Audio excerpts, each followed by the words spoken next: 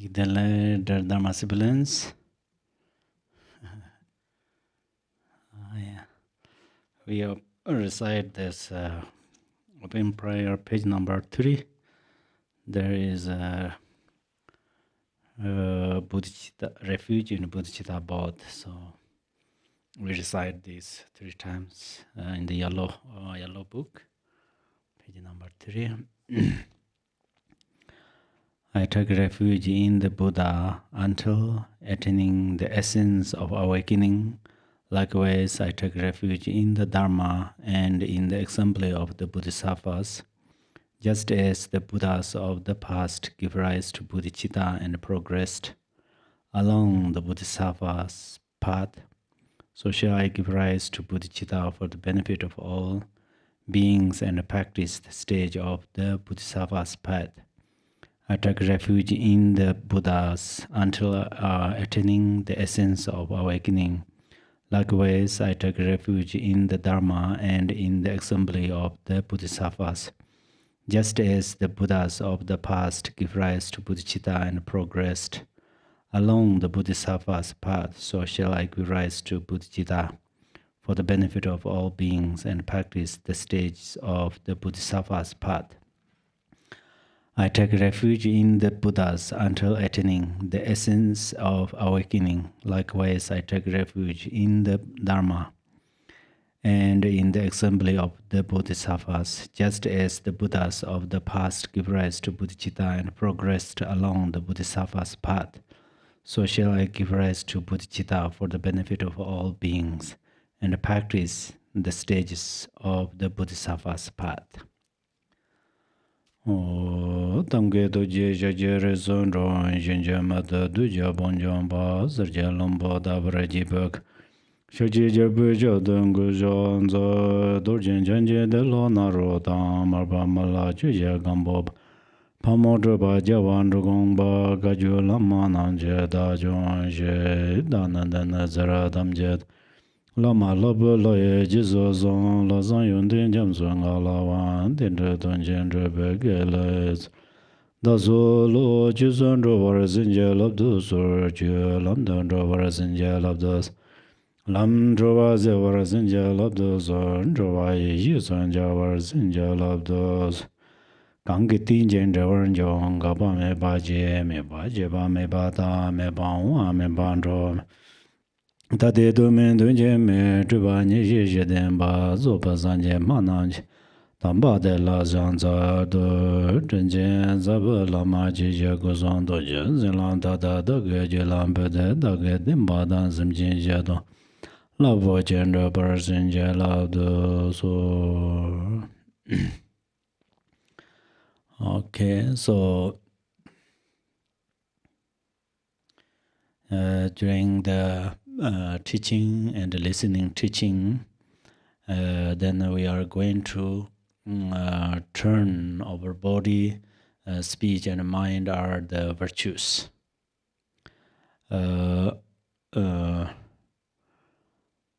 Body returns in the virtues means we are participating to teach and listening Dharma, so our body already returns, or say our body turns in virtues. Then our speech turns in the virtues means keep silence during the teaching. Of course, you can ask questions, chanting, these are okay, but generally during the teaching it's better to keep silence. So that means you spontaneously keep silence because while you are listening, you don't speak, or we don't speak each other's through mundane way. So our speech is also automatically turns in virtue. And then our mind turned virtue or not is during the listening on the Dharma, how much you can focus towards listening. It's related that. Actually, in the King of Aspiration and Shantideva's dedication prayer, it says, may I hear Dharma from the sky, from the trees, from the birds. So since many lives we cultivated like these merits, so that's where we have a golden opportunity to listening Dharma, reflecting on Dharma, meditating on Dharma. So the teaching, the Dharma is also special, like a retreat, because at that moment we turned our body, speech, and mind towards the virtue, and then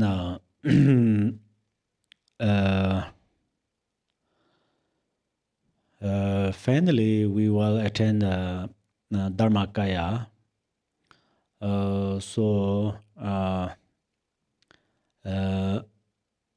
Listening Dharma improves our wisdoms. Wisdom, like a mirror, like wisdom, discriminating wisdom, econometric wisdom, dharma wisdom, and so forth. There's 5 wisdoms and 9 wisdoms.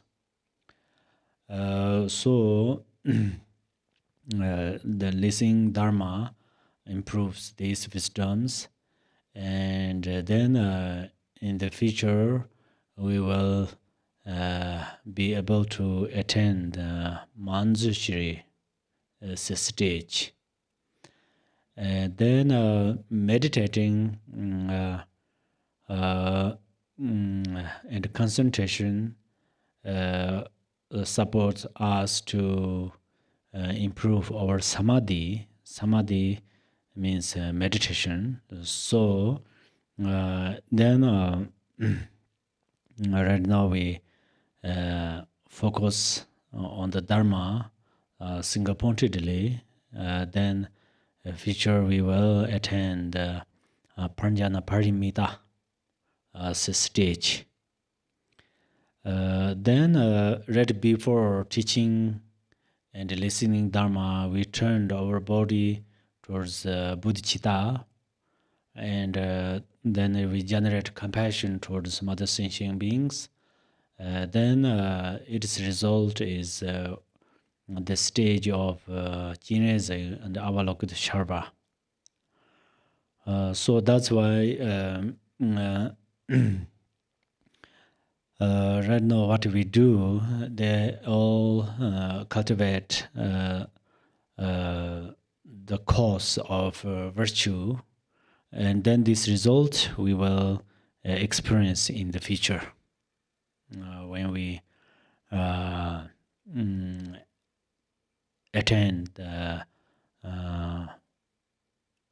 Buddha's stage.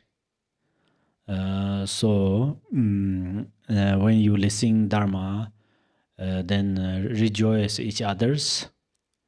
That is very important. Rejoice each others, and you yourself also try to keep a happy mind.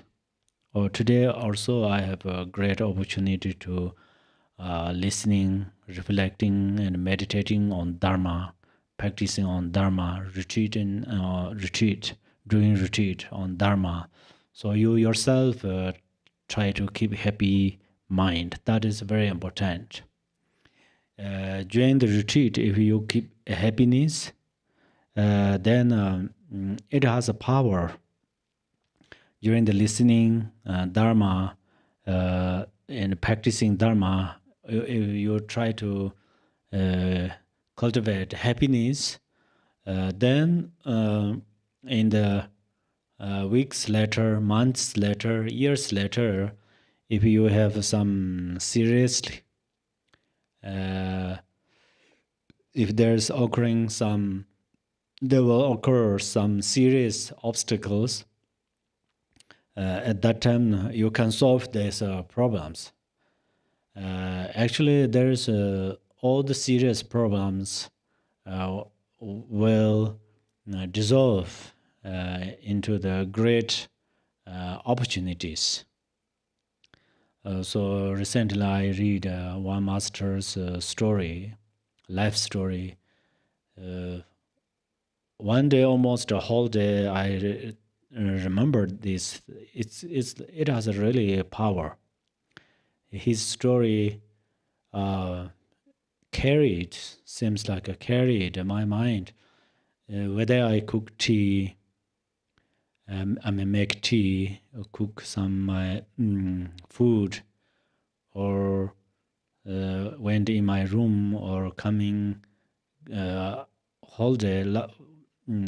I remember his life story, the journey, his journey, and I received last month. I have some guests, and we just talked, and then they said, told me briefly about that guru, and then I asked them to send me that book.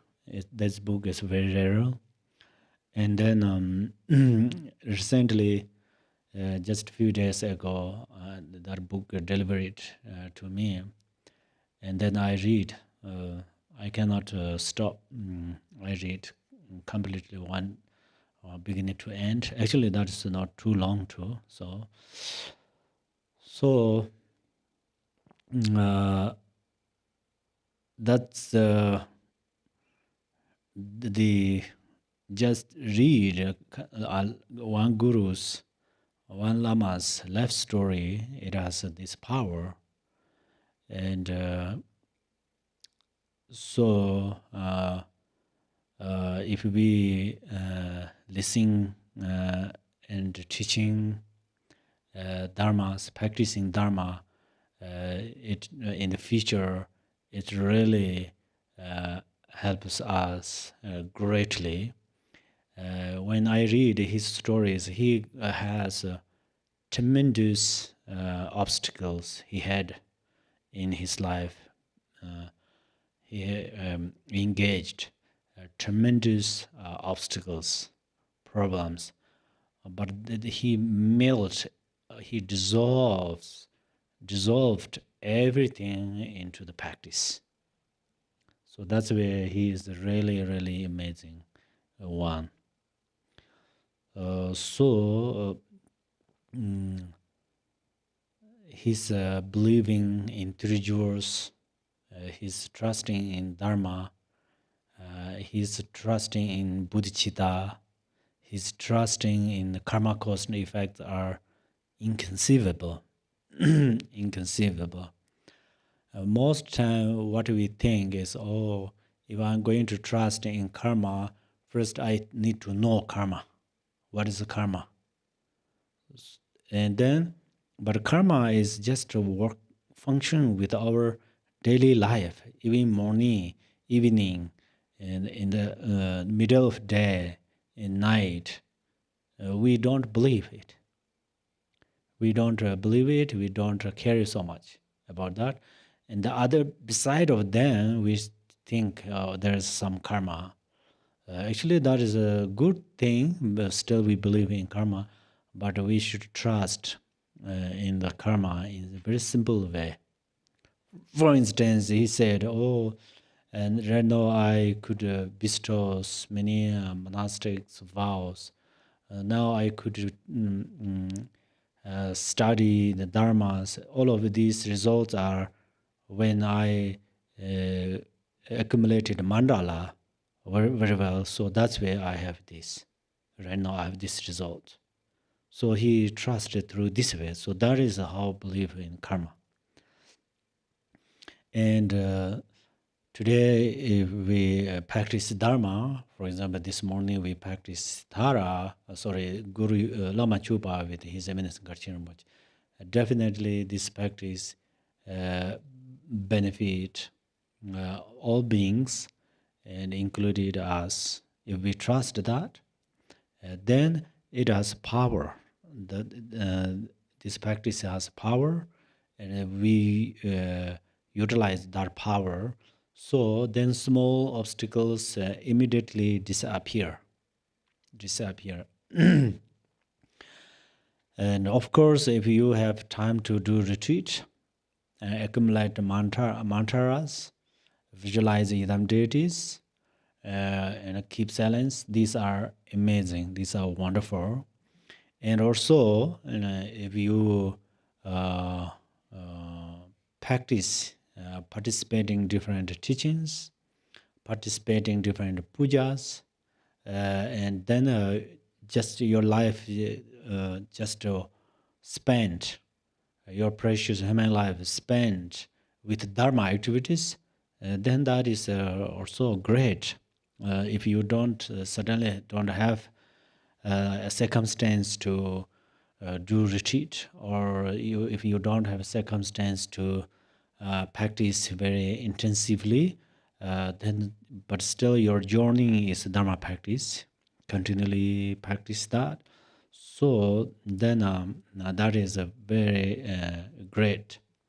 And then after listening teaching, try to put it into the action.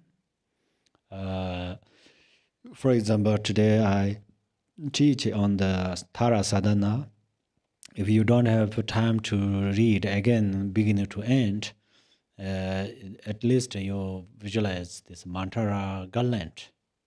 When we reach at that on that session, I will explain pretty much vividly. So that is important. In fact, we are going to eliminate self. The Buddha, thousands of Buddhas is one word. All the gurus, thousands of millions of gurus have one word, single word. What they say is we are going to reduce self-grasping, purify self-grasping. That is a very, very special path instruction. If I don't have self, I don't have problems. So when we meditate like selflessness, or when we meditate on bodhicitta, at that moment our self is little bit reduces. So at that moment we not experience suffering. And then we have a stronger self, then anytime there are some uncomfortables. So selflessness, you don't want to buy anything. So you don't have an excuse that I don't have money to practice Dharma. Usually, no. It's possible, oh, I don't have money, that's why I could not participate some dripchins or some retreat or something like that. Yes, because it's a there is also a reason they charge. For example, Dharma centers, they charged because the Dharma center need to lead many sanghas in the future, generation by generation. That's why if Dharma center does not maintain, then it cannot benefit generation by generation. But individually, oh, today my body is sick. You suddenly we go to the doctor and buy medicines. That's are also I don't mean unnecessary. These are necessary. But internally, if you try to reduce self-grasping, at least if you go to the doctor for 1 hour, from your home to the doctor, the distance is 1 hour. when you go to the doctor in the car, at that moment, if you are not a car's driver, then you just reduce self-grasping. It reduce your painful feeling, your suffering, It reduces your negative emotions. So it's your own benefit. And then you meet doctor, and then doctor gives you some medicines or some gives you some advice, and then you take it, you listen it, you try to put it in practice. Then it easily help you. The medicine is powerful or not, how much your self-grasping is less strong. So there is a fire, there is a water, the full of this thermos, the water. If there is a small fire, there's no need to more water there to kill that fire. Likewise, if your egoistic mind, self-grasping already reduces, and then small medicine, small path instruction, and its benefit to you. If one's egoistic mind is like a big fire, very large number of fire, something like that, and then all of this water pouring on the fire, sometimes this water become cause of scattered fire everywhere, So that's where the hundred thousands of disease has one medicine that is try to reduce egoistic mind. And then how many times we try to see Yidam deities, we cannot see, then what is that? What is that problem? Is the problem of Yidam deities or problems of these sadhanas or problems of teachings or what is that? The main problem is we don't try to reduce self-grasping. Yidams are there, but self-grasping block between our mind and Yidam deity. So until now, all of these holy gurus, many masters, they saw Yidam deities. How did they see? They try to reduce self-grasping, and the method to reduce self-grasping is bodhicitta. So they reduce the self-grasping, and then first Yidams appear in front of them. And then they communicate, they spoke with Yidam deities. And then slowly, step by step, they reduced more their self-grasping, and then Yidam deities slowly appear from here. So that is how we will do, yeah? Front visualization means there, self-visualization means then this Yidam facing towards other side, that means we become Yidam deity. So that's why we try to reduce self-grasping. That is the best your protector. That is a very kind of how to say this short way to attain Buddhahood. So samsara is one name, but self-grasping. Self-grasping's name. Samsara is self-grasping's name. Nirvana is selflessness name, without self. Another name is nirvana.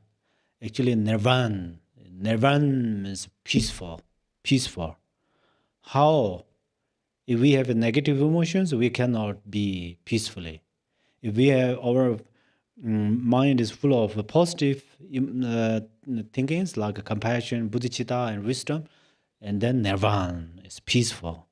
So that's where peaceful nirvana and samsara both are in our mind.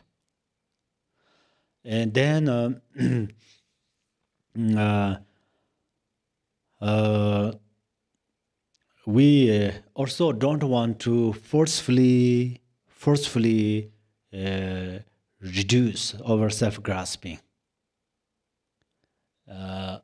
So that's where bodhicitta is the best method to reduce self-grasping. Why? Uh, when we generate bodhicitta, then in generally you try to reduce self-grasping. Maybe it's possible you can make it. You can reduce it, but maybe you don't have a bliss. But if you generate bodhicitta, it reduces your grasping, but you can experience bliss. You can experience bliss. BLISS, bliss. So there are huge difference. For example, we cut the thoughts.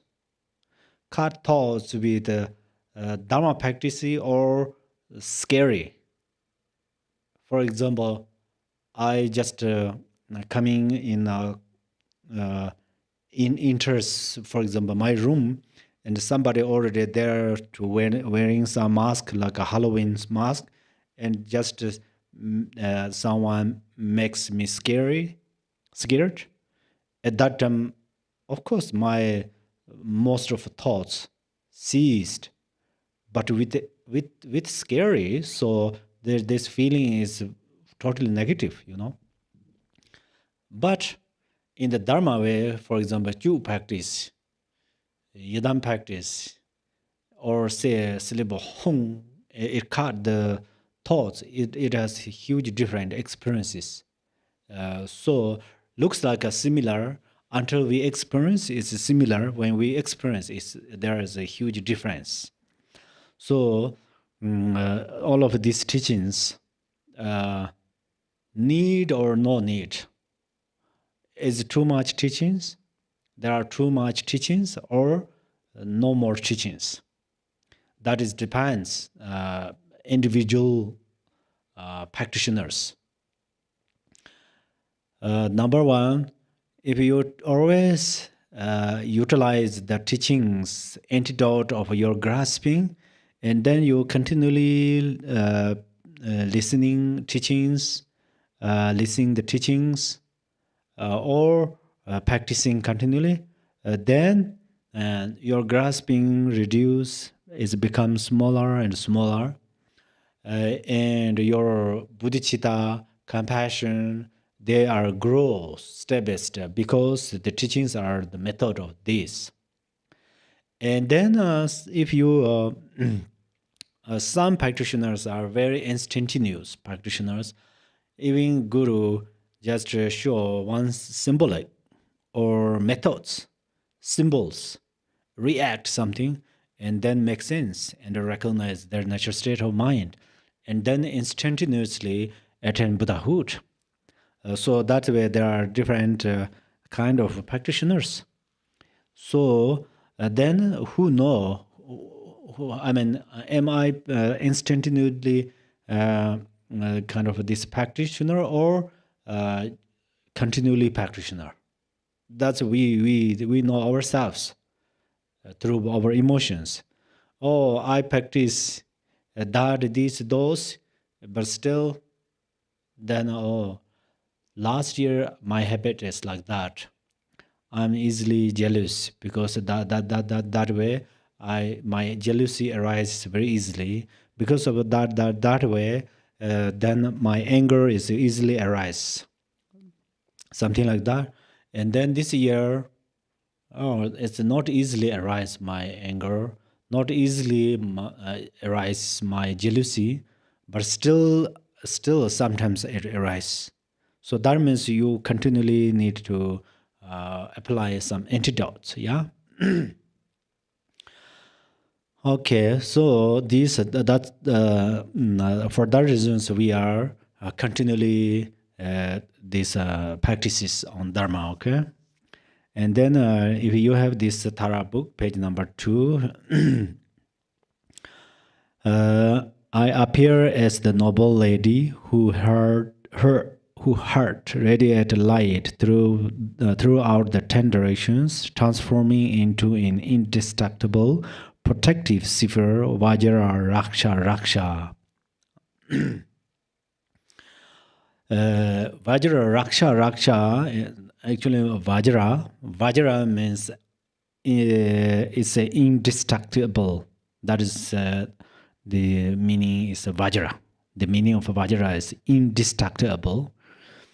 Our mind, one day our mind becomes indestructible. When okay, today I tell you few things.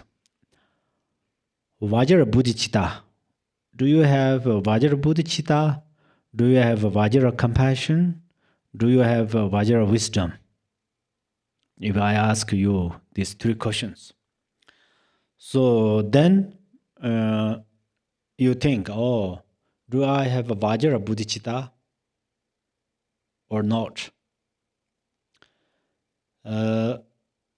How you can answer by yourself.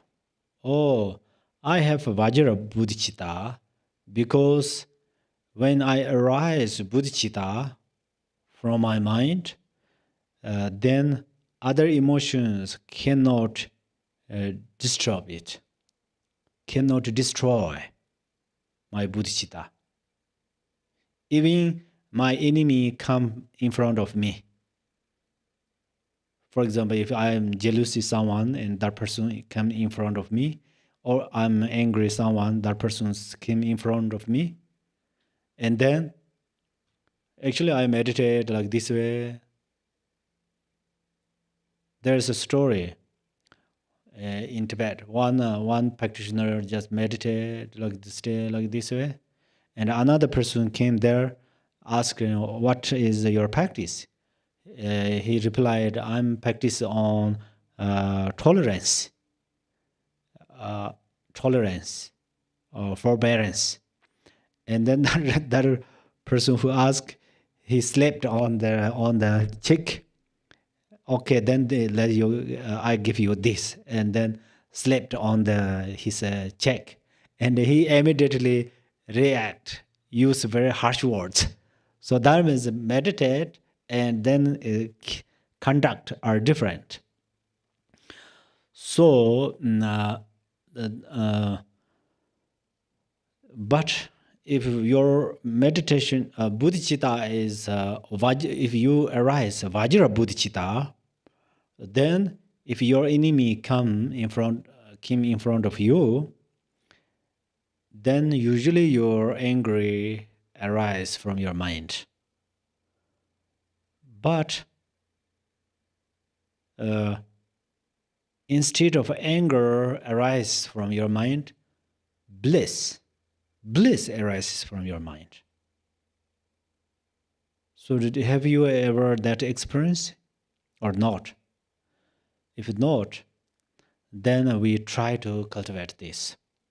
Lord Jigten Sungkun said that if you practice bodhicitta very well, when you met your enemy, you can experience profound bliss. You are really joy and happy. So that's why that means your enemy cannot destroy your bodhicitta mind. So that means your bodhicitta is a Vajra bodhicitta. Same like compassion. So if we have like this, Vajra Raksha Raksha, means if your mind is full of bodhicitta and humans harsh word, humans distractions, non-human beings harsh the distractions cannot destroy to you.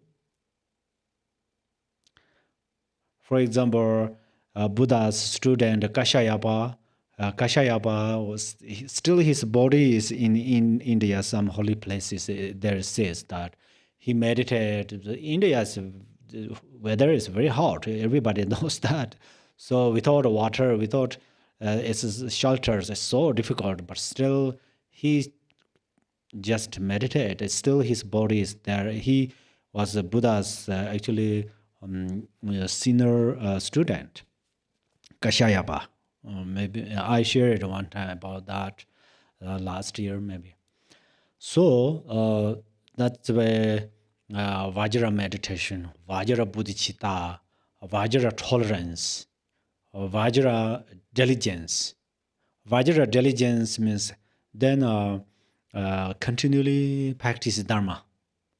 Not one day very seriously practice, day after tomorrow, nothing. So when I joining in the monastery, the teachers gave us like this advice. Actually, that is poetry. One master he wrote, but we don't need all of this. The meaning is that, for example, if you today participate in the Dharma study college, Dharma college, and then your wish is that next month I'm going to become scholar. And then you make very efforts day in and night. And next month, you, of course, you cannot become scholar. Then what happened? Then you give up. Oh, then I stop to practice Dharma. There's no result. Many practitioners happened like this. Also, many young monks, monastics, went to the Dharma college, and then they expect like that. I'm going to become scholar in few months, in few years, and then they could not become like could not satisfy that, and then they returned. There are also like so that's where. On the other hand, they don't have enough merit. On the other hand, that they mistakenly kind of promise, So that's the same like a practice. Suddenly you think, oh, I'm going to become Buddha right now. If right now, if I can't become Buddha, then I will not practice Dharma. Sometimes we have this thinking. So, in fact, you practice Dharma since you were 5 years old, 9 years old, 12 years old, and right now you are still continually practice Dharma. That means Vajra diligence. And that is also Vajra generosity. Vajra generosity means usually we give something to other beings, that is generosity. But excellent generosity, practice of generosity is we dedicate our life for the sake of Dharma. Dedicate our life for the sake of Dharma. It does not mean we are going to jumping on the fire or jump from the mountain or something like that. That means practicing Dharma is not easy. Even with listening Dharma, I have experience. It's not easy.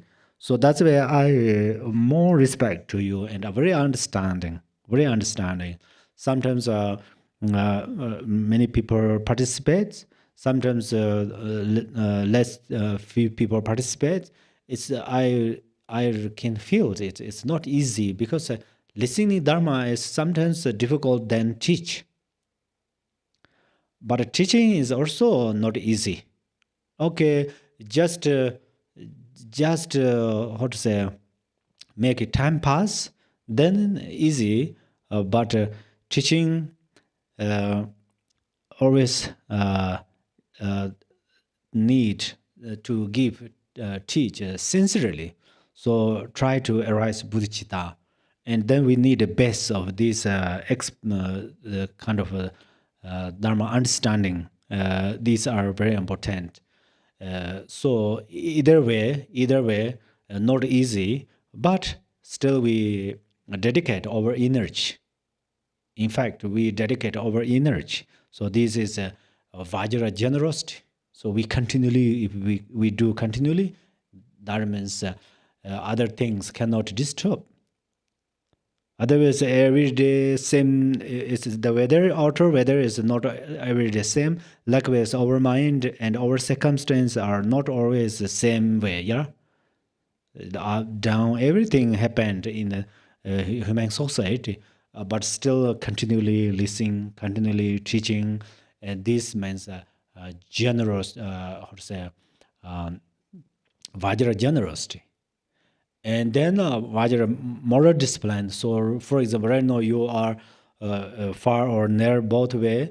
You are on the other hand, or they just stay on the chair or stay on the cushions. They are not work, so it's easy. Usually we think, but that's not easy. But still, you keep.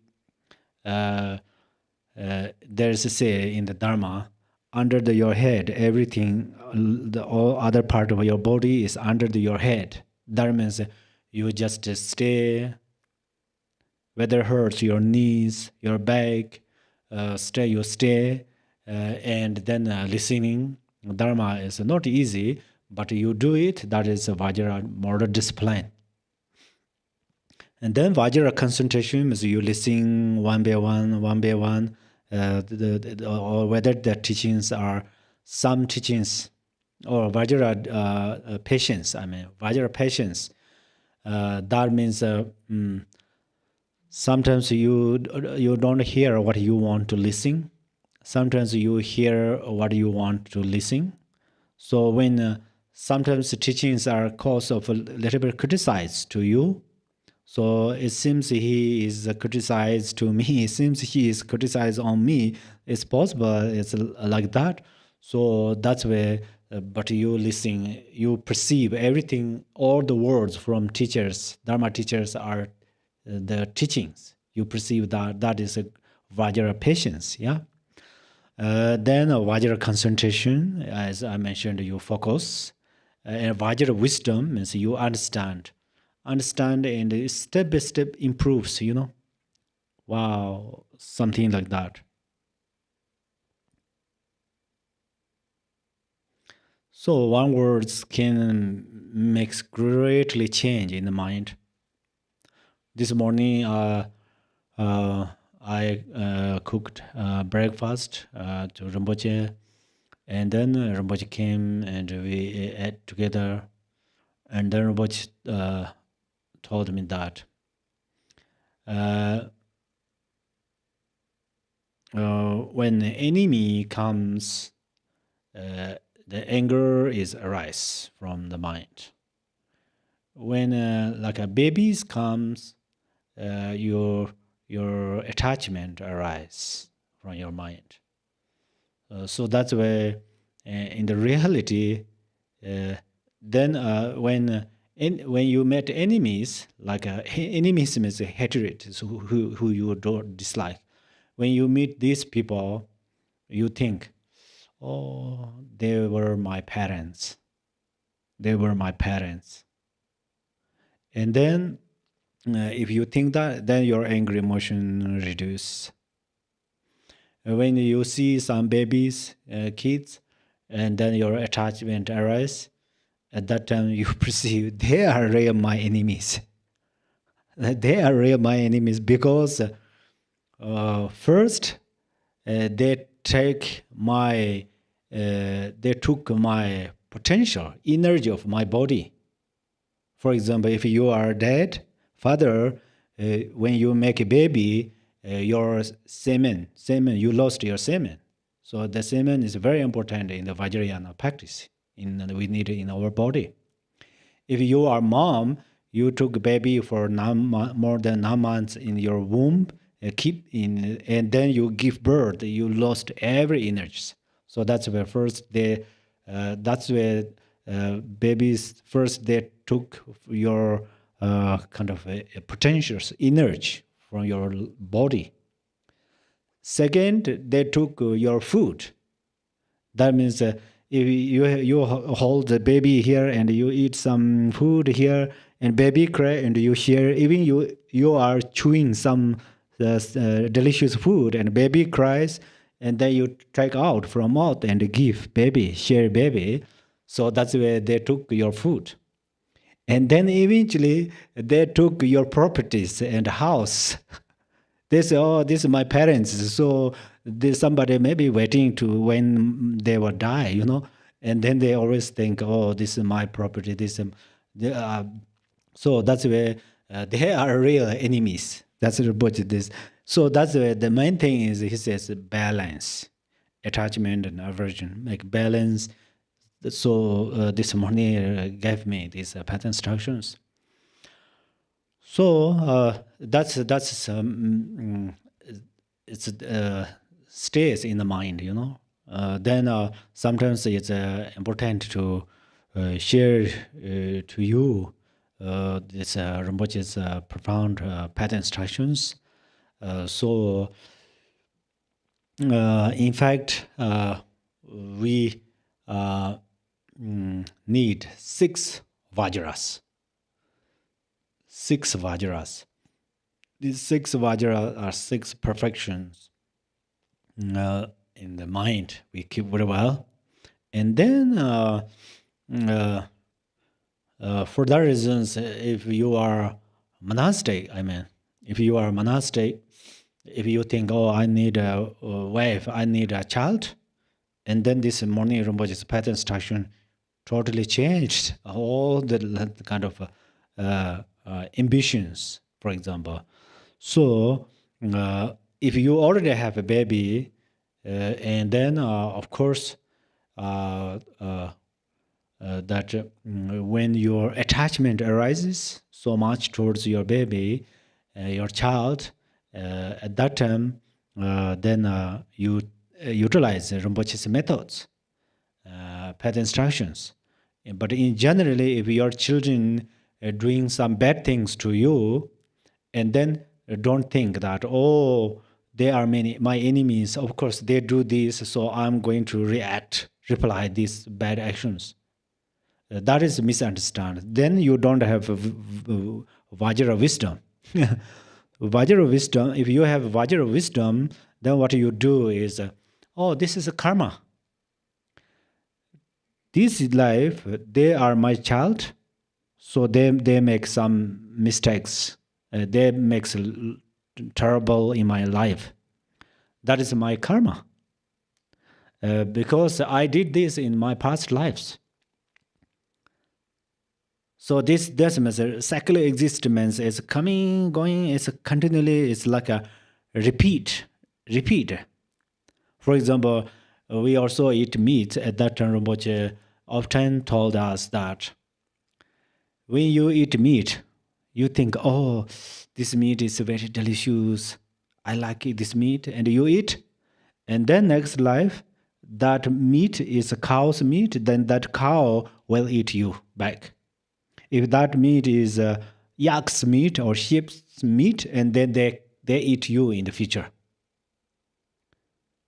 They're not always, maybe you think, oh, yaks and cows to attain human life, it takes many, many years. So that's why I don't worry. It's possible we think that.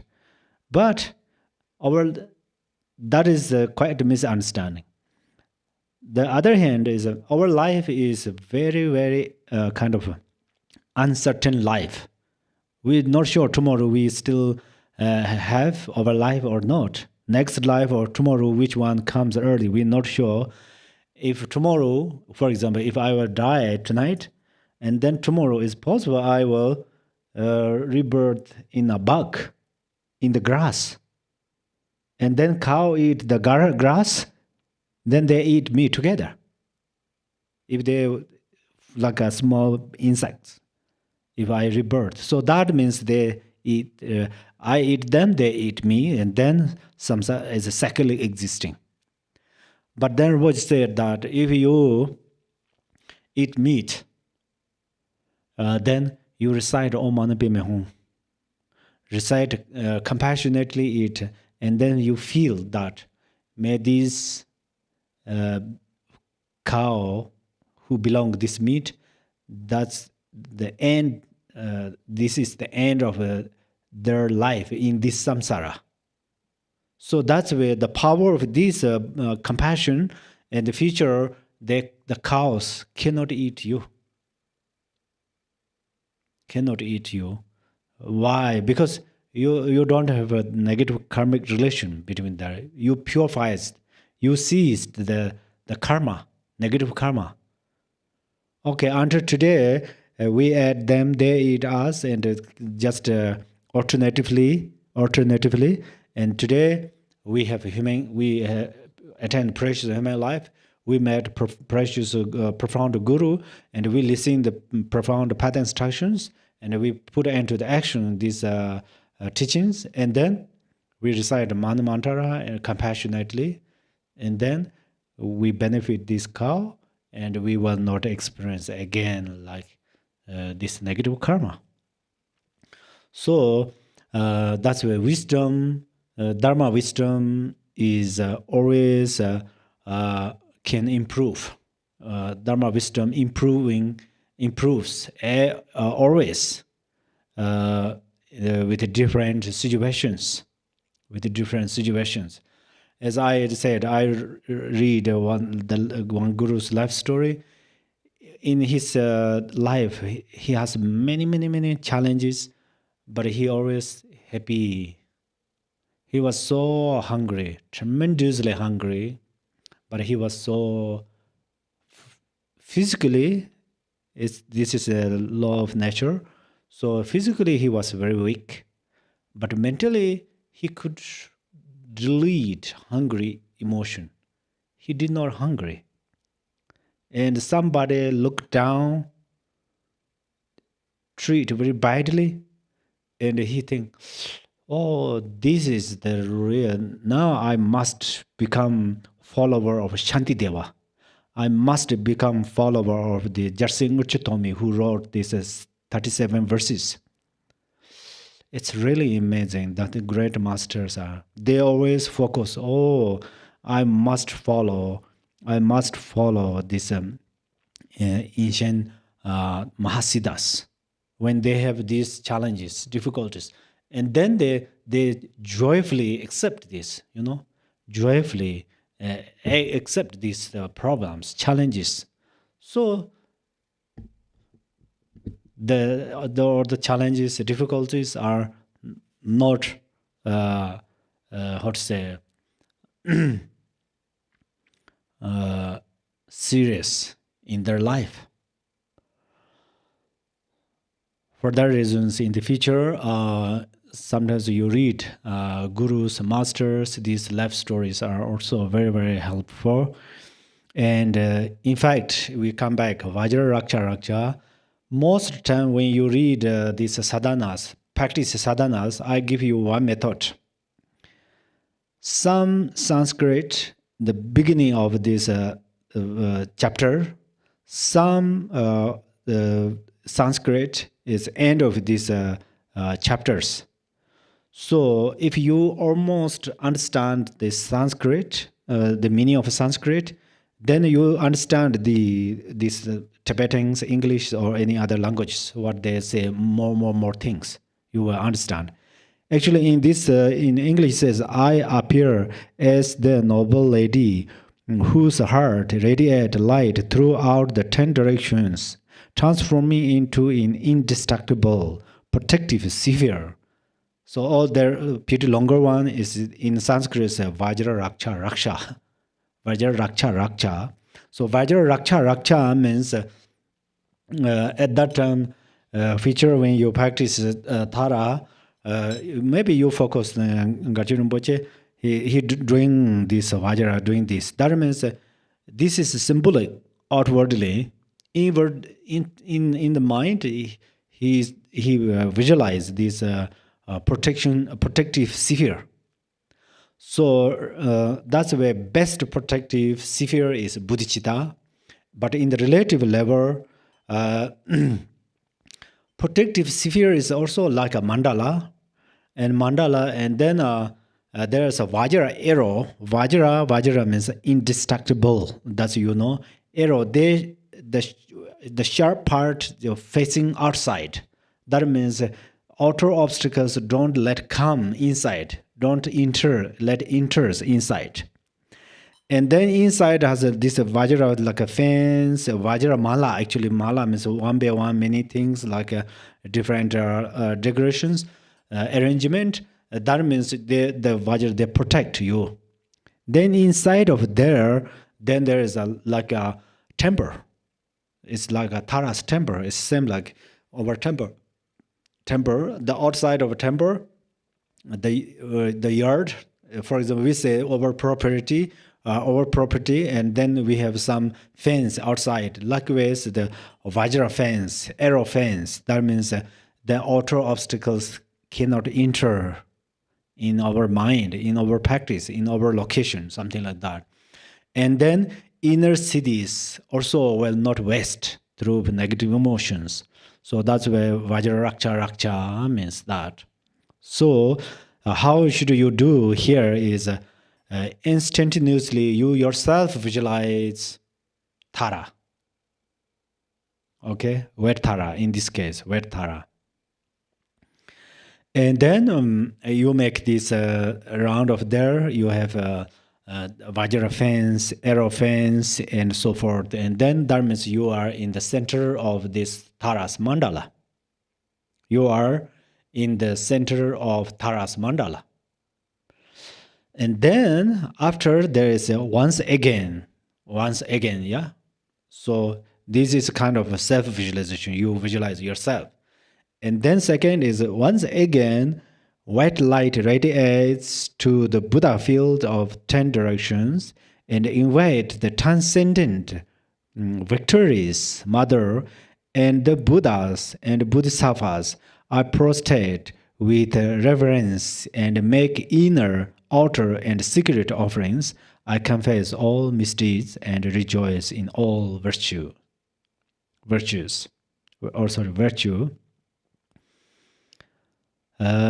For the benefit of all beings, I beseech you to remain always. I dedicate all virtue entirely to perfect enlightenment. The field of accumulation dissolves into me. May all beings have happiness, freedom from all suffering, and unbiased equanimity from within the state of emptiness appears. This secret land, the pure realm of Akanishita Buddha field.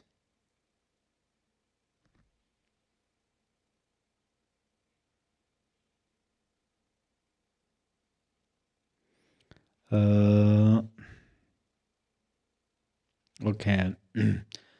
First, I will to let you know this. After you met, you first in this Tara sadhana, first you take refuge, generate bodhicitta and compassion. Second, you remove obstacles. Bhutangenza means you remove, just kick out. That means outwardly we say a ghost or something like that, but inwardly negative emotions, like a breathe out, all of this let go. And then after your environment and yourself became pure, you make a Vajra fence. You yourself visualize Tara and then make a Vajra fence. Okay? And then second, there is after once again, then you invite wisdom being. Wisdom being and self-visualizations are always the same. Similar. Similar, but only you yourself self-visualization, and then front visualization or the wisdom being, they are going to make a union. Union means usually like a ja, hong, bam, ho. That means first come and then mix, like dissolve each other's. That are many. Then it become inseparably. So first from your you are Tara. So if you are Tara, let me know. First, if you are a human being, you have silver knee here, silver knee. yellow ni. So when you become Jineze, then it's become white she. When you become Amitabha, it becomes red she. When you become Tara, it becomes silver thumb, wet thumb. So you have a wet thumb. This wet thumb and your life force are same. Life force. Life force during the impurity, then it is a life force. When it becomes pure. At that time, it becomes syllables, word syllable, a thumb. So from this syllable thumb, radiate light. So right now, the sun and the moon, they are actually Taras, radiate from Taras syllable thumb. So because of our karma, we only perceive the sun and the moon. We cannot perceive they are the wisdom light. Internally, light means bodhicitta. The light actually, bodhicitta is real. Actually, the bodhicitta is the name of our bindu. Our bindu's name bodhicitta, and that bindu. And then we have many winds in our body. They always radiate light. Right now we can see. In other hands, our body channels are full of the rainbow light. In fact, right now during this way, we radiate different wet light because the silver wet thumb, the thumb silver radiate white light 10 directions. 10 directions are, in simple way, 10 directions just here. You have a crown chakra here. Crown chakra has 10 directions. And the 10 directions, there are many thousands of Buddhas in our more than our hairs in our crown chakra. This is full of Buddhas. Right now we don't understand them. When we will die, future, they come here. They come out of here because there's no in the relative level, there's no place to stay. Because our consciousness is separate from our body, so these yidams come here. At that time, whole life we keep here. We did not know. We did not know the here too, there too, here too, in secret place too. The whole these yidams. But we always carry them, but we don't know. So when we die, they just come in front of us and they're still wrathful. Because we don't familiar with this, and they are very strange sentient beings, and then we try to run away. We try to run away from them. Then only our destination is lower realms. If we run away from these deities, our destination will be is hell realm or hunger ghost realm or animal realms. If we recognize this, they come from here to there, and then our destination is nirvana. So in fact, before we die, so what we will do is this silver thumb from our chakra, heart chakra, radiate 10 directions. 10 directions. And then this light is, as I mentioned, a bodhicitta light. And this light in the Tara, wisdom being Tara, meditate in the, it says, Aganishita Buddha field. Meditate like this way. Meditate. Yeah, meditate. He meditates there. And then this light touches here. Touches here and is waking up from her samadhi. Here samadhi. For example, a couple of years ago, Garchen Rinpoche was in GBI and people sent some invitation letter or people come to invite, and then he travels to different places. Yeah. Likewise, Tara, wisdom being Tara stays like this way, and then of the practitioner, we visualize ourselves Tara, and then this light, and it waking up her. How?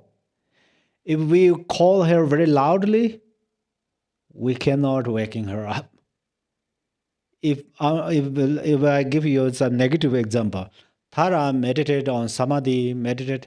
Somebody shoot the gun through her ears, still she will not. We cannot make her up.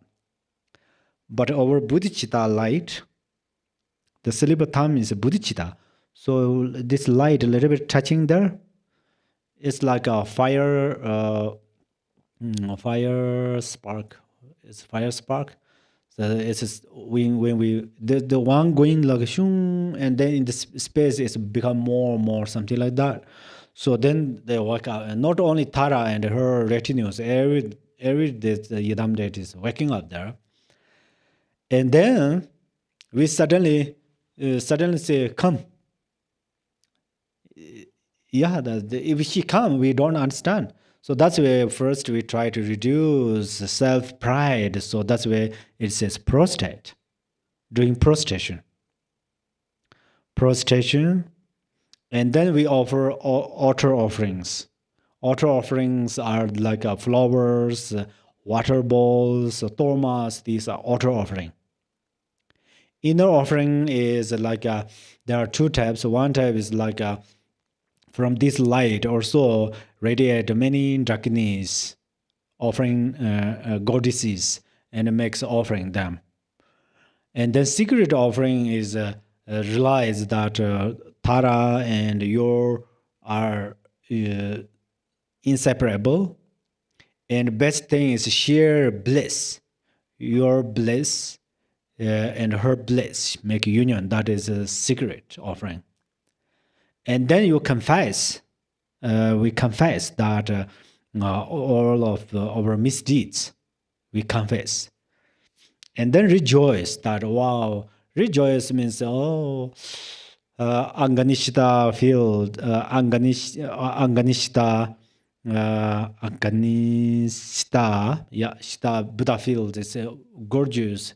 There are full of Yidam deities, Taras, and her retinues. So that's where we rejoice, And then also we rejoice all this Dhamma, towards Dhamma brothers, sisters, and all male and female, all genders. We rejoice because they, in reality, they are the Dakas and Dakinis. And then after we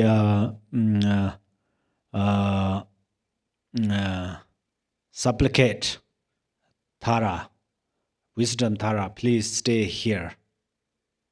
Please stay here permanently. And then we dedicate our virtue. And then after dedicate, and then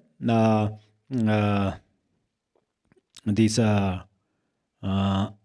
we all of this Buddha field, Yidam deities dissolve in our dissolve means in this case Tara dissolve in our invited here, and his retinue, her retinue, all of this we invited, and then we are not. Oh, this is very nice, and for don't try to arise temporary happiness, and don't. But we try to be equanimity. Equanimity has outer, inner, too. Outer equanimity means, okay, today's weather is very hot. The Dharma teaching is pretty long. The teaching's meaning is not essential, not necessary things. So that's where I feel sleep. Not like that. Whether today's weather is good or bad, teaching what you're listening is good or lovely or not, you should be balanced. Balance means when you uh, first when you listen dharmas, when you have some favorite part you're listening, you always try to maintain through this way, yeah. And then uh, internally, equanimity means don't make hope and don't doubt. So that is very important.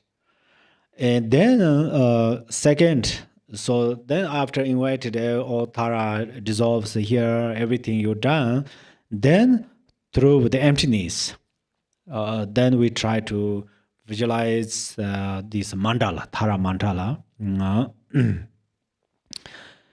It's page number 4. Within Anganishita is a place beautified by immeasurable precious woodland, groves, and exquisite garlands of upala flowers. In the middle of the palace is a tam syllable in the center of a lotus and moon atop a magnificent jeweled throne. Light emanates from the tam, accomplishing the twofold purpose of others and myself. Okay, I will read, then it's better. I then transform into the beautiful, radiant, white, wish fulfilling chakra. My right hand rests in the gesture of supreme generosity, and my left hand holds a white lotus flower, seated in cross-legged posture and endowed with the measure and manner marks of a Buddha. My body radiates rainbow color lights. I am adorned with the edge-jeweled ornaments and 5 skilled garments. Okay, enter there.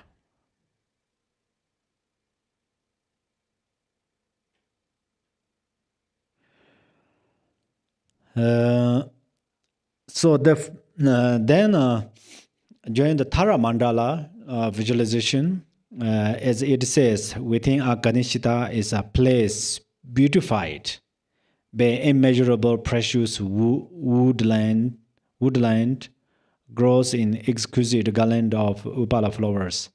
So this Tara's mandala is like this.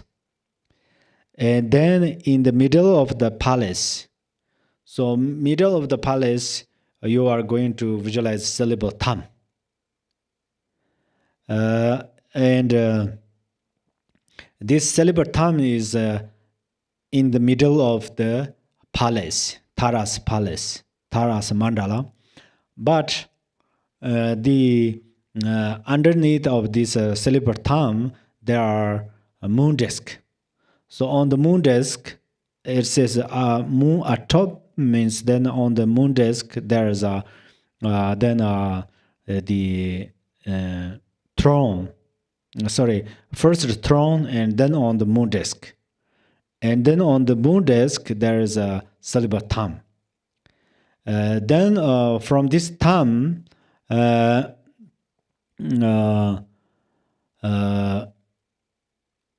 tam again works two things, as it says, twofold purpose. That means the syllable tam radiates light and make offerings all the Buddhas. So then Buddhas blessed. Buddhas bestows all the their cities and blessings to you. So that way is you accomplish your own purpose, yourself's purpose, and then it also accomplish others' purpose. That means after this light come back and in dissolve, they carries all the Buddha's blessings, and then you generate compassion and then you radiate these our lower arms, like a human arms or lower arms, and then you helped them, then helped how to say this sorry this thumb, then that my mistake, sorry. This thumb make offerings, radiate light, and it offerings all the Buddhas, and then bring the blessings, and it accomplish your own purpose. And also from this thumb again radiate light towards the lower arms, and it also freed all thinking beings from samsara. That is your visualization. For example, held in thinking beings from hair arm, freed from there to try to rebirth in the higher realms. Who are already in the higher realms try to rebirth on the like a Bodhisattva stage, and Bodhisattvas becomes then Buddhas, something like that. After that, then this celibate thumb on the throne, there is a moon disk on the moon disk, the thumb then radiate light in that it accomplishes the true purpose of others and ourselves, right? So this thumb then instantaneously transform into the Tara. But then this Tara is also, right now we say I means actually Tara. Right now we don't know ourselves are Tara, otherwise we are Tara. So then this thumb transform into the Tara, is then we become Tara. We're Tara. And then she is such a beautiful and wish fulfilling yidam. So then she is face is like a full moon, and the spotlights, and exquisite, such a beautiful. There's no examples, something like that. Very beautiful, and then here right hand is rest in the gesture of supreme generosity, means this is a supreme generosity. This turn that way is a supreme generosity, and she plays this in this way, plays on her right knee. That means supreme generosity means then she bestows whatever they want. Actually, we need to know, Tara did not bestow anything to us. Right now, probably we think that, but Tara bestows great. Today we have food, water. They are Tara bestows us. We have so that's where supreme generosity, and Tara's ourself is a Tara. Yeah? Tara's left hand holds a wet lotus flower. Okay, seems that okay. In this way, so thumb and ring finger touch. They have, actually we say yoga. These are the yoga, actually yoga, because everything is interdependence. Some way of this mudaras, it's change the function of our wind, inner wind. When they change the function of our wind, and our wisdom easily arise from mind, and we can easily antidote some eliminate negative emotions. And then she holds here, actually later it repeat that, but she holds the hold the flowers, stem of flower. Okay, and then her legs are crossed. So Wet Tara legs crossed, and some deities' legs are uh, uh, opened, standing up. So if that doesn't make it confused to you so much, uh, in the relative level, actually they say they not finish their job. Do you understand? Some yidams who stand up, that means they are not finish their activities.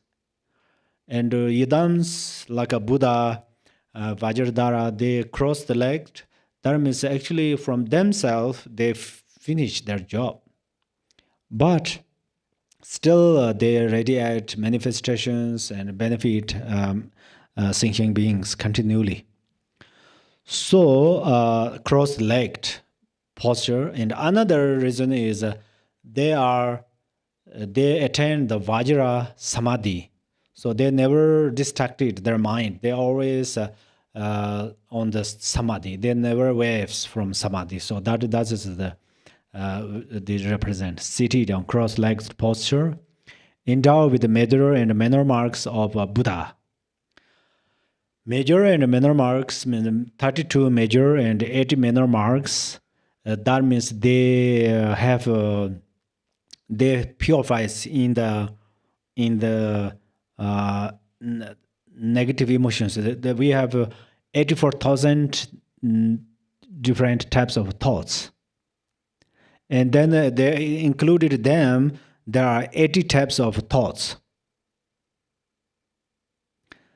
7 ignorance, 7 ignorances, 33 angers, 40 attachment, so 80 emotions. And they also make more briefly than 3. This we say 3 poisons. That means anger, emotion, ignore, attachment. These 3 things. So that's where they purifies them, and then this 80 and minor and 32 major marks radiate on their body from their form. Buddhas and body radiate rainbow color lights. Right now, the degenerated time, the environment is decreased. Why? Here we have very negative thoughts, and then we breathe outside. Real pollution comes from our human's breath. Real negative pollutions, I mean. If we have a compassion, bodhicitta, in the fortunate eons, all of people, the majority of these, they generate bodhicitta, compassion, no self-grasping. So that's why their pollution is a hygienic pollution, very pure. So that's why environment is okay. So Amitabha's pure land and our land is different. What is different? In the Amitabha pure land, all the Buddhas and Bodhisattvas breathes are occur from bodhicitta, compassion, wisdom. Right now, our environment has many natural disasters, many kind of disease and so forth because our breath. Because our breath come from anger, attachment, ignorance. So that's where right now we can't show rainbow body. Even people can't see rainbow on our body. Why? Because this is just a human flesh covered. This flesh related, we always combine our pose. In fact, our pose block by the some dirt of the negative thoughts. So Tara's pose already cleaned by her compassion and wisdom. So that's why she always radiate rainbow light, rainbow colored light. I'm adorned with 88 jewels, ornaments, and 5 silken garment. Eight jewels is gold, silver, diamond, those things. 5 silken garments is lower garment, upper garment. You focus on Tara. She has a long necklace, short necklace, earrings, and bracelets. Everything is such a beautiful and with jewels and so forth. And then the upper their body, she has a short garment. The lower is later. Longer one, so everything she decorated. So that's why this is the self visualization. Self visualization means self. We invite, but today I think we not finish. Its time is almost up. So for that, how we are going to visualize. In fact, we visualize ourselves as Yidam deities is not a kind of creation. We inherently, our mind is Buddha, our form is Yidam deity's form. Our activities are Nirmanakaya's activity. Our body form is Sambhogakaya. That's where 80 manner and 32 major marks are decorated already, whether we understood that or not. Right now, it's quite difficult to believe, but it's because we can see it. Because we many years, many lives, we always working with this how to say negative thoughts. But one day we will be able to see our body is full of the 80 and 32 minor and major marks. And we will see we are Tara by ourselves. So if you visualize Tara by yourself, then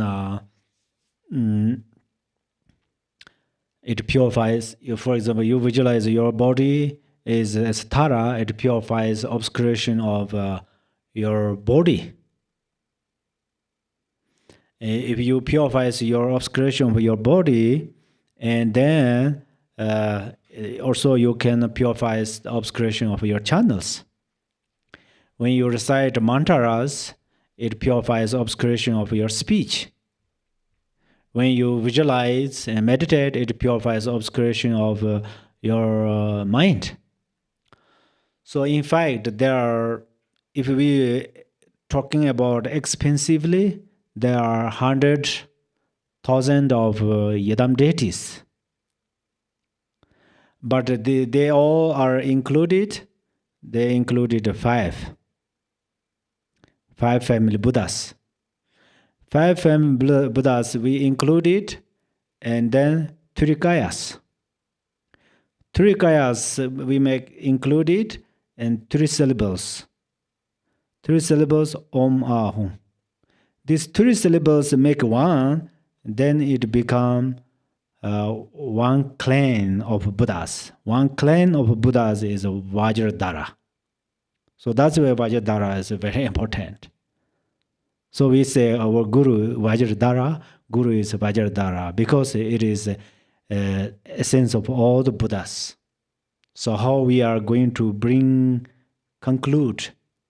So all of this, then this Vajradhara, where we found this Vajradhara from our awareness. So when we see the awareness, then that moment we see our natural state of mind, we attain Buddhahood. Okay? Thank you so much. And now we stop here. Thank you, Khenpo. For those of you who are on the Zoom, in the Zoom room, you can just stay and we will be continuing with the Dharma discussion in a few minutes. Those of you who are on YouTube, you'll want to get out of this particular session and then join our Dharma discussion for today. We'll be with you in just a moment.